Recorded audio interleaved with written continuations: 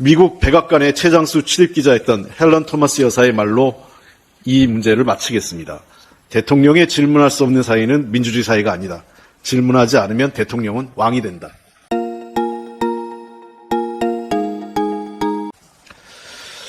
계속해서 지금 어제 대통령 신년 대담 나오는데 참 어젯밤 윤석열 대통령의 신년 대담 국민들께서는 어떻게 보셨습니까?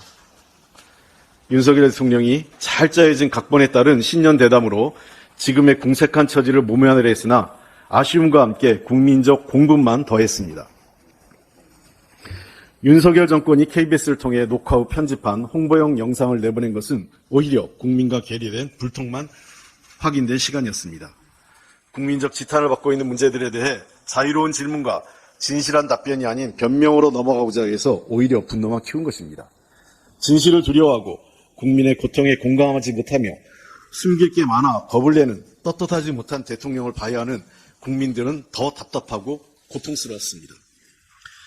그런데 이에 대해서는 KBS의 책임도 매우 큽니다.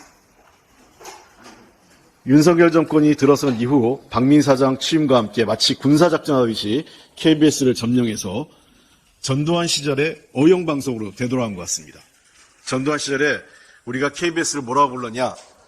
KBS의 영어 명칭은 코리안 브로드캐스팅 시스템인데 그 당시에 우리가 뭐라고 그랬습니까? 전두환 시절에 코리안 바보 만들기 시스템이라고 했습니다.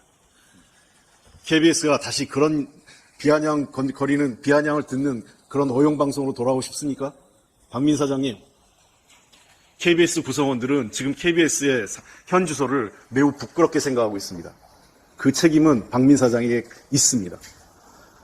아울러 대통령의 말은 국민에게 위로와 희망을 주고 국민을 하나로 보는 역할을 해야 합니다. 그러나 거듭되는 실정과 잘못에도 반성 한마디 없이 변명으로 시작해 자기 합리화로 끝낸 빈 껍데기 대담이었습니다. 국민이 듣고자 했던 진실한 사과와 반성, 위로와 공감 어느 것 하나 담겨있지 않았습니다. 대통령이 받은 선물과 수백억을 낭비해 꾸민 집무실 자랑만 늘어놓은 것입니다. 명품백을 명품백이라 부르지 못하는 앵커, 뇌물성 명품백 불법 수수 문제를 아쉽다고 넘어가려는 모습은 국민과 법 위에 군림하는 오만을 다시 확인시켜줬습니다. 윤석열 대통령은 정치검사 시절 범죄 혐의자가 죄를 저지르는 것은 아쉽다. 다음부터는 안 그러겠다고 하면 본인이 그런 혐의자를 풀어줬는지 한번 묻고 그 답을 듣고 싶습니다.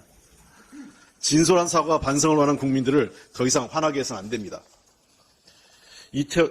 이태원 참사, 해병대원 순직 사건, 김건희 여사 주가 조작 의혹 특검 등 국민적 의혹과 지탄을 받고 있는 문제들에 대해서는 질문도 언급도 없었던 것은 대통령이 왜 기자회견을 겁내면서 피하고 있는지만 분명하게 알려준 것입니다. 정권이 아닌 국민의 방송이 되어야 하는 공영방송 KBS의 정권 홍보방송 전략을 지켜보는 것도 국민에게 큰 고통이었고 실망이었습니다. 윤석열 대통령은 청와대가 구중궁궐이라며 용산으로 집무실을 옮기는 명분으로 삼았습니다. 그러나 지금 구중궁궐에 갇혀 제왕적 권력에 취해 있는 것은 바로 자신이지 않은가 되돌아보기 바랍니다.